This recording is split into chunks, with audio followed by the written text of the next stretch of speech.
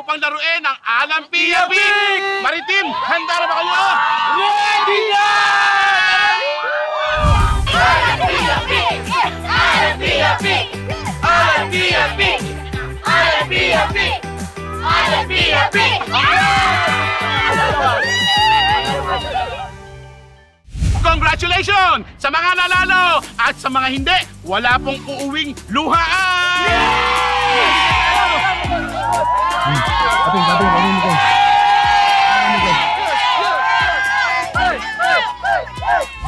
At Marites, Ella, Minerva at Grace, may tiyasa kayong kalabanin si Kuya Alan at Ate Pia, kaya tara na!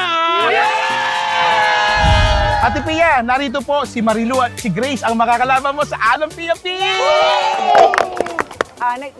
Nag-istoryahan namin mga Ilongga, ang mga kaupod ko subong. Okay, so mag-Alan Pia Pick ang matatalo. Meron para namang gift na hawak-hawak ni Kuya Larry. Tapos yung mananalo, ako ang ka-pick. Okay, are you ready? Okay, let's go, let's go. Alan Pia Pick! Okay, so, okay pa naman. Ini ang imong prize. Meron ka pa rin prize, girl. Yes, Okay, thank you, Ma'am. you're welcome. Okay, let's do it, ha? Alan Pia Pick! Pero meron pa premyo.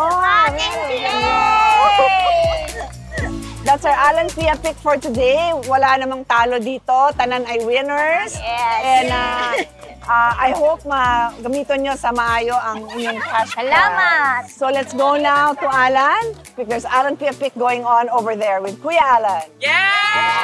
Kuya Larry, Kuya Alan, narito po si Minerva at si Ella para sa Alan Pia Pick!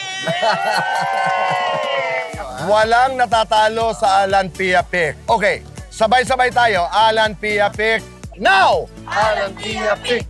Alan Pia Pick! Thank you, Minerva. So, ayan. Thank you. Bless you. Handa ka na bang manalo? Yes, sir! Ready? 1, 2, 3, go! Alan Pia Pick! Okay, panalo ka! God bless you. Congratulations! Thank you very much!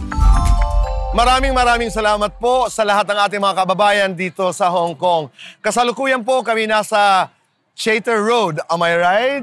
Para pansamantalang magpaalam po dahil ito po ang unang bahagi ng aming pagbisita ng Kaitan in Action with Boy Abunda dito sa Hong Kong. Kuya Alan, Ate Pia? Alam mo, Kuya Boy, God made Hong Kong very special to many people. I just like to thank the people behind CIA with BA, of course, the one and only Kuya Boy, for putting this together. Thank you, Lord, na nandito kami. At thank you sa lahat ng ating mga OFWs. Di ba pag nasa Senado ka at ikaw ay national official, you try to solve the problem in a macro way. But when you're here listening to the individual problem, hindi mo pwedeng sabihin, oy, sinosolve namin sa lahat. It's just so much a blessing to be here to listen to the heartaches but also to the heartwarming stories ng ating mga kababayan na Pilipino dito. At napakaganda ho ng panahon ngayon, kasalukuyan sa Hong Kong. Napakaraming mga kwento ang aking narinig. Pero sa akin, ang Hong Kong po ay napaka-espesyal dahil nung buhay pa po ang aking ina at tuwing kami dumadalaw po dito sa Hong Kong, ang nanay ko sobrang tuwang-tuwa dahil nakikita niya, nakakasalamuha ang kanyang mga pamangkin, ang aking mga pinsan na hanggang ngayon po ay mga domestic helpers dito sa Hong Kong. Kaya hindi po iba sa akin ang mga OFWs dito sa Hong Kong. So maraming salamat at abangan niyo po ang aming second part ng aming pagdalaw dito sa Hong Kong next week. At marami pa pong kwentuhan, mga Alan Pia Pick, mga usapang babae ni Ate Pia at marami pa pong mga kwentuhan kung saan makakasama po si Kuya Alan. Dito lamang po sa Cayetano in Action with Boy Abunda sa Hong Kong!